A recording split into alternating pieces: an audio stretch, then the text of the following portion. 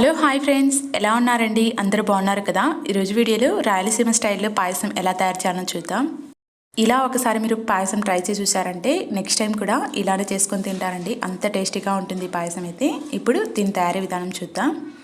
పాయసానికి కావలసిన ingredients 1/2 cup సేమియా, అలాగే 1 కప్పు బెల్లం అయితే తీసుకోవాలి. ఈ టీ గ్లాస్తో 1/2 కప్పు సగ్గుబియ్యం, అలాగే 1 గ్లాస్ శనగపప్పు అయితే తీసుకున్నానండి. అలాగే కాజు, బాదం, కిస్మిస్, అలాగే ఎండు కొబ్బరిని 1 టేబుల్ స్పూన్ నెయ్యి, అలాగే 1 గ్లాస్ చల్లార్చిన మిల్క్ అండి. మీకు నచ్చిన డ్రై ఫ్రూట్స్ తీసుకోవచ్చు. ఇక్కడ నేను 1 గ్లాస్ శనగపప్పును 3 అవర్స్ ముందే నానబెట్టుకున్నాను. ఇప్పుడు దీని ప్రాసెస్ చూద్దాం. గ్యాస్ మీద కడాయి పెట్టుకొని అందులోనికి మనం నానబెట్టి పెట్టుకున్న శనగపప్పుని అయితే ఇందులోనికి వేసేసుకోవాలి. శనగపప్పును మీరు కుక్కర్లో వేసేసుకొని ఒక 3 విజిల్స్ వస్తే పర్ఫెక్ట్గా కుక్ అవుతాయండి. ఇక్కడ నేను తక్కువ క్వాంటిటీ తీసుకున్నాను కాబట్టి ఇక్కడ నేను కడాయిలోనే వేసేసుకొని కుక్ చేసుకుంటున్నాను.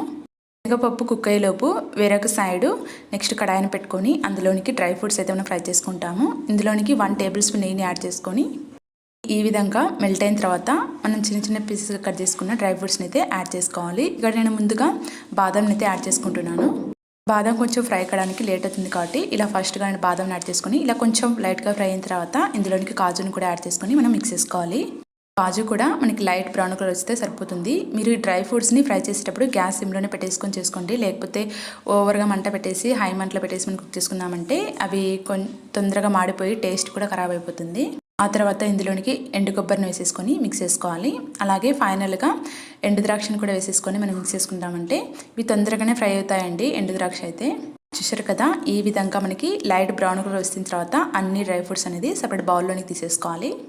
వీటిని ఎంత సిమ్లో పెట్టేసుకుని ఫ్రై చేసుకుంటామో మన పాయసం కూడా అంత టేస్టీగా ఉంటుందండి ఇవి యాడ్ చేసినప్పుడు.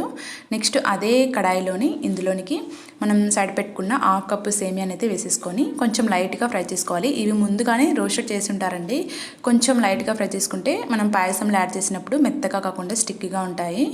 వీటిని కూడా గ్యాస్ సిమ్లో పెట్టుకొని మనం మిక్స్ చేసుకోవాలి. లైట్గా ఫ్రై అయితే సరిపోతుంది. ఆ తర్వాత వీటిని సపరేట్ ప్లేట్లోనికి సర్వ్ చేసుకొని అదే కడాయిలోని 1 కప్ బెల్లం అయితే యాడ్ చేసుకోవాలి. మనకి స్వీట్ అయితే పర్ఫెక్ట్గా సరిపోతుందండి. మీకు ఎక్కువ స్వీట్ కావాలంటే ఇందులోనికి మరి కొంచెం స్వీట్ అయితే యాడ్ చేసుకోవచ్చు. ఈ 1 కప్ అయితే పర్ఫెక్ట్గా సరిపోతుంది. అలాగే ఇందులోనికి 1/2 కప్ వాటర్ని వేసేసుకొని ఈ బెల్లాన్ని మొత్తం మెల్ట్ అయ్యేంత వరకు మనం మిక్స్ చేసుకోవాలి. ఎటువంటి పాకం రాని అవసరం లేదండి. జస్ట్ ఇలా బెల్లం అయితే కరిగితే సరిపోతుంది.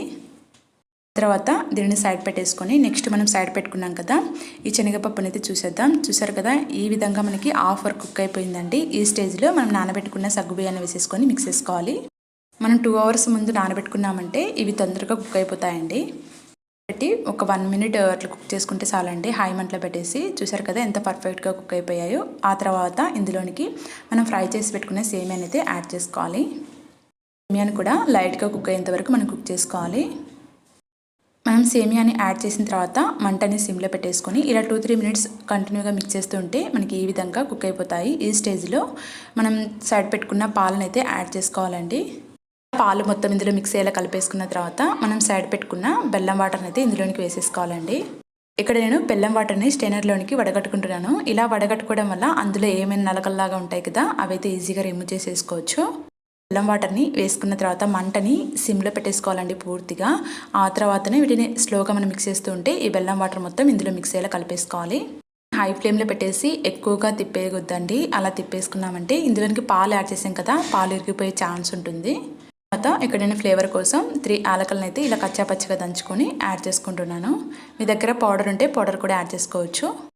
యాలకుల పొడి మొత్తం ఇందులోనికి మిక్స్ అయ్యేలా కలిపేసుకున్న తర్వాత ఇందులోనికి మనం ఫ్రై చేసి పెట్టుకున్న డ్రై ఫ్రూట్స్ని అయితే ఇందులోనికి వేసేసుకోవాలి. చూసారు కదండి ఎంత పర్ఫెక్ట్గా వచ్చేసింది మన పాయసం అయితే. డ్రై ఫ్రూట్స్ కూడా ఇందులో మిక్స్ అయ్యేలా కలిపేసుకొని మనం గ్యాస్ ఆఫ్ చేసుకుంటే మన టేస్టీ పాయసం అయితే రెడీ అవుతుంది. ఇలా ఒక్కసారి మీరు కూడా ట్రై చేసి మీకు ఎలా వచ్చిందో కామెంట్ చేయడం అయితే అస్సలు మర్చిపోవద్దు. ఇక్కడ నేను చల్లారిన తర్వాత చూపిస్తాను, చూసేయండి ఎంత పర్ఫెక్ట్గా మనకి చేసినప్పుడు ఎలా ఉన్నదో పాయసం అయితే ఆ విధంగానే ఉంది. అలాగే ఈ వీడియో నచ్చినట్లయితే లైక్ చేయడం, సబ్స్క్రైబ్ చేయడం కూడా అస్సలు మర్చిపోవద్దండి. Thank you for watching.